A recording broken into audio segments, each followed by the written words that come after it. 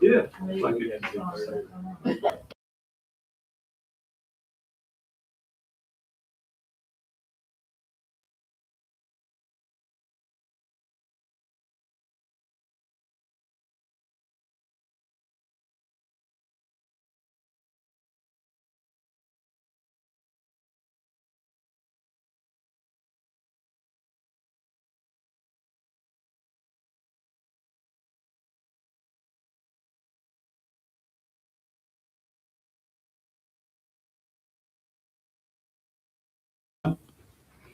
First order of business, and I'll just read um, item 5.28, announcement of a public meeting where a resolution will be considered on March 3rd, 2026, calling for the election of sales and use tax consolidation.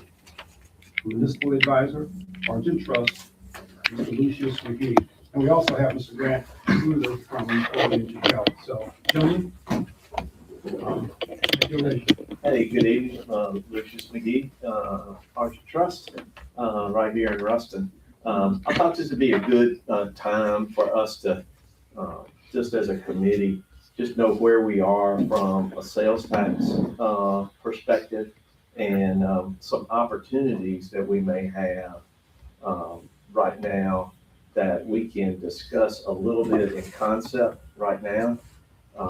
And then you guys can decide whether we want to read into the minutes at the school board meeting that we'll call a public meeting to decide if we want to take any action on this in March. So nothing's going to happen today with regard to any of this. This is more information for you guys to know where we are and the opportunities that you might want to decide to do something about. So I've got a little slide presentation on here just to give you kind of, where we are and that sort of thing. So right now, the school board has, parish-wide has 2.5% sales tax. And so that right now consists of 5 different half-cent sales taxes. So I'm going to go through those here in a second so that you know what those are for. So mostly are dedicated, as you can see, for salaries and benefits. There's a very small amount of it that's for general fund support and capital expenditures.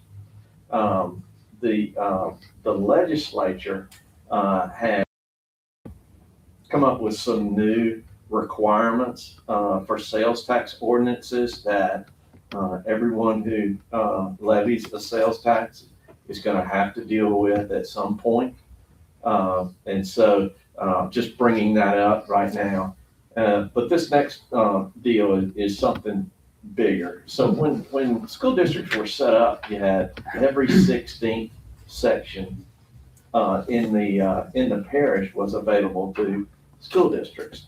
And then most people were farmers when school systems were set up. And so you had a bunch of property taxes. So that's what we had an agrarian type economy here. So, but our economy continues to change and it's going more towards a retail type base than an agricultural base. And so this is something that we're looking at with the sales taxes. And then the last thing is you have an opportunity with some of these sales taxes to make quicker changes in the way that you finance certain things through sales tax versus selling a bond for some property taxes. So here's a list real quick of how these sales tax work. So in 67, you passed the sales tax that, as you can see, this is what you see up here is on the ballot for the election where it had, like Mr. Sluter would write all of the legal things that a sales tax is and define all of that. And then it would say to use, and then this is where this starts. So this one is exclusively for the payment of salaries of teachers. And then those that are employed by the school board. So this is basically, to be able to fund payroll. All right, so in 1979, and it was rededicated in 1988. So it says that 2/3 of this goes towards the payroll. And then 1/3 you can use for other things, such as constructing, acquiring, improving, or repairing school boards. You can use it for that. You can use it for basically anything. It's almost like a general fund type portion of this tax, but that's 1/3 and 2/3. So in 1993, we passed another 1/2 cent sales tax, and you can see this is for instructional and support staff, but it's not limited just to the librarians and music teachers and the coordinators. And then we have the 2000 payroll. And then in 2020, you have one that says additional support for public schools, but it's not limited to, it includes, but it doesn't limit your school resource officer or funding of any of the safety things, and then salaries and benefits for payroll. So you have a lot of sales tax right now that is dedicated. So here's the summary right here. 2.5%. You can see 0.5% for supplementing revenues for teacher salaries. Then we've got 0.667% of the sales tax is available for sales tax bonds or capital improvement general fund. And then there's a payment above base pay. Juanita, I think that's like the 13th check or that sort of thing. Is that correct? Actually, 4 of these funds actually help to contribute to the 13th and 14th check. So it's not just one fund. Great. That's great The information. 2000 sales tax is the one that takes the lion's share of the 13th and 14th check. All right. So you can see where all these sales taxes are going. So I don't know if you guys knew that or not. One of the big things that we see right now is like when Juanita is, every one of these is a fund that goes on the books of the school district. So whenever payroll comes up, she's got 5 different buckets that she's looking at, plus some of the other buckets that she has. But just in this, she's got 5 different buckets that she's looking at. So what can we do as a school board to look not only at today? I know there's a lot of talk and a lot of, putting focus on strategically, where are we going as a school system? And so this is one of the finance portions of that talk. Where are we going to be in 5 years? Where are we going to be in 10 years? How are we going to get there? So we can't do nothing as a school district. We can leave it just the way it is and everything's going to be collected just like it is right now. Or we can have an opportunity to consolidate some of this, make it a little bit easier to pay the teachers, to report the things that we need to report, to really harness the power that we have with these sales taxes. So we can do nothing. We just keep riding like we're riding right now. Nothing changes. We can consolidate one or more of these taxes and give a clear dedication to a strategic objective on that. We can, and this is something that Grant and I had been talking about, the ratings of the school district's debt. It's kind of like the credit score. And so if we were to do something, we would want to do it in such a way that it reflects positively on us that we can have a better rate credit score, which will lower the interest costs that we would get in the marketplace. One of the other things that we could do is we can look at this over the next 6 weeks and consolidate and repurpose this tax so that we make sure that we take care of our teachers and all our support staff. We make sure that the payroll is all good there. We cure any of those legislative requirements that we have on that. We can be quicker at going to the market if there was a need, a very quick need for money. If you need to go to debt, like right now, if you want to do anything to borrow money, we've got to have an election. And I mean, we're talking about almost 18 months, wouldn't you say? Can be quite long, depending on the election cycle. So I bring this up because we do a lot of work across the state. One school district, Lafayette Parish School System, almost entirely their debt is off sales tax.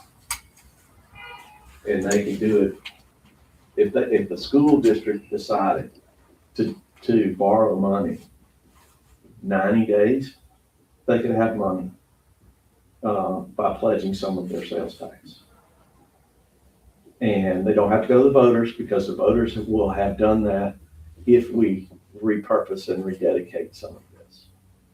So that the voters will decide if we go to them and change the parameters of how the school district can borrow money. That doesn't eliminate the opportunity to use ad valorem taxes to do a bond election. It doesn't eliminate that at all.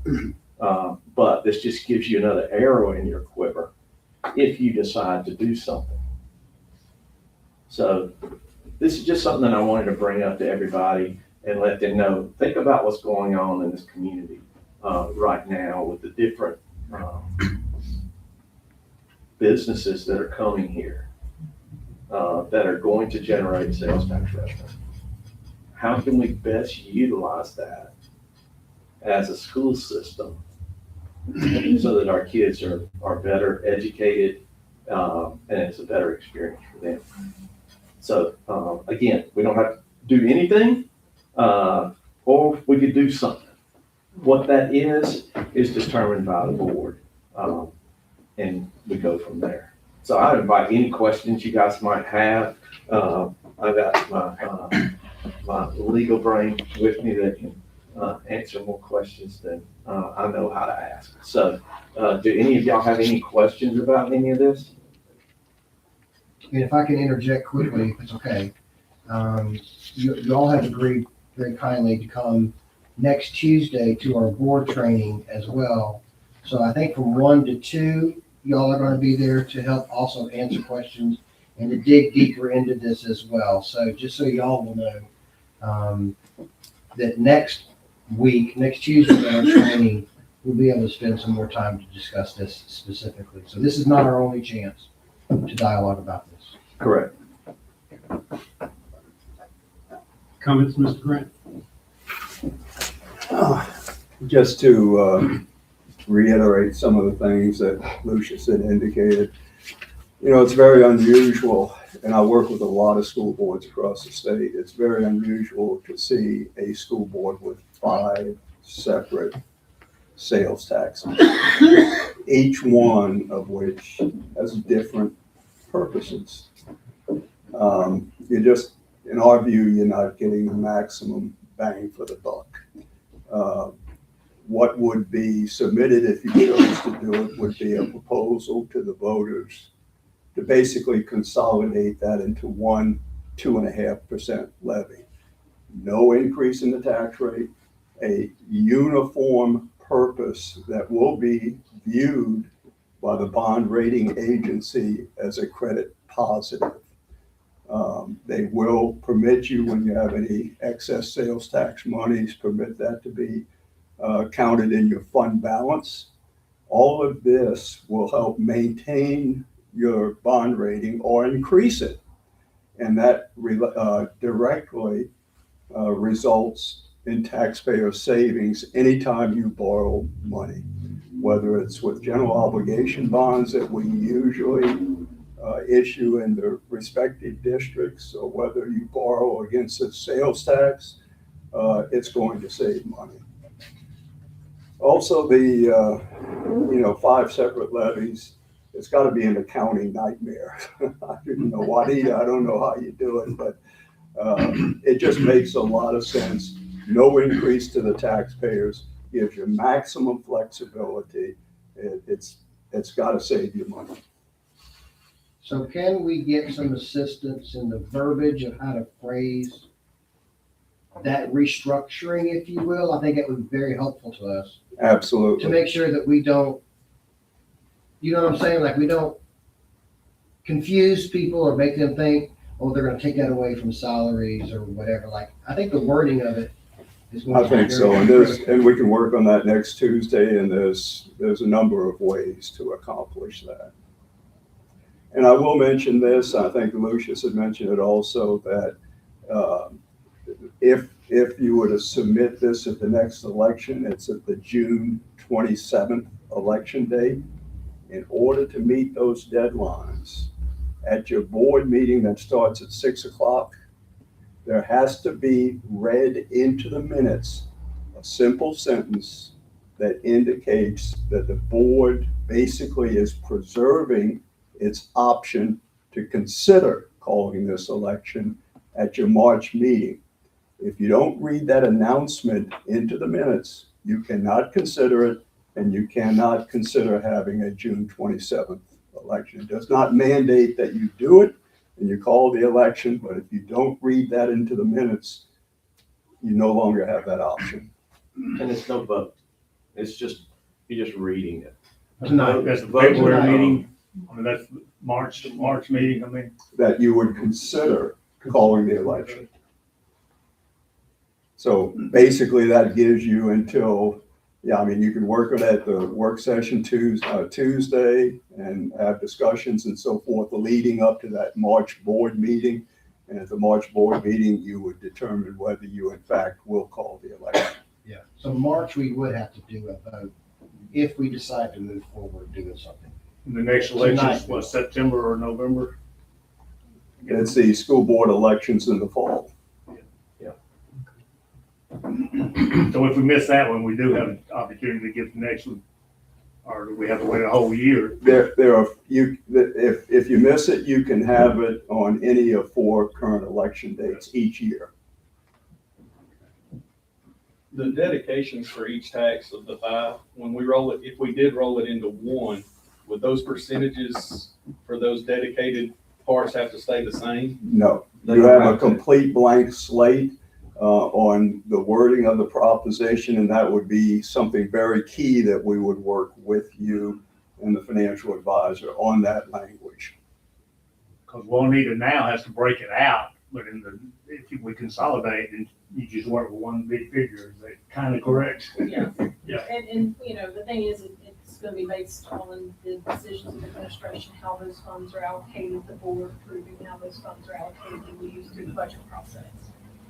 I think the resolution would guide us in what it could be used for and couldn't, and that's what we don't have yet, that we will need to decide between now and March. Correct. And that will be resolved through discussions on the board. And I think it ought to be said, there's no fee for my part in bringing this up or anything like that. That's not how I get paid.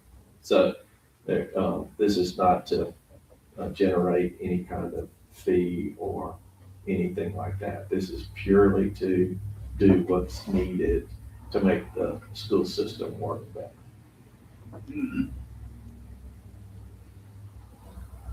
Any questions? I'm sorry, I'm taking over, No, it's Mr. all right. Chairman. It's all right, Mr. President, you're fine. It's a bad habit. I'm sorry. You do it very well. Further comments from board members at this time? So when you talk about flexibility, what does flexibility look like? It's whatever you determine it's going to be. So you're saying the board and the administration, or who, when you say that, like, who, Who manages the funds? no, what I'm looking at is flexibility. What does flexibility look like? I guess that's what I'm saying. Like, who's gonna make the decision? We talk about flexibility. The board. And you can make it as strict or as broad as you want in that, was it, we have 200 words, is that right? 200 words. Yeah, so we have 200 words on the ballot. So the ballot can, I mean, you can say the first 100, I mean, you wouldn't do this, but you can say the first $100,000 goes to this and the next $100,000 goes to this until you get to all your 200 words. Or you could say a certain percentage, just like that one in 79. Let's see if I go back to that. Like, look how long that one is. So it said 2/3 for salaries, 1/3 for other items. Okay, so it's pretty close to 200 words. It looks like from here. I can't see that far. They But- didn't have a 200 word limit at that point in 1988. Could be as long as you wanted it to be. Then the legislature trimmed it down to 400 words, and then years later, they trimmed it down to 200 words, and that's the current maximum in a proposition.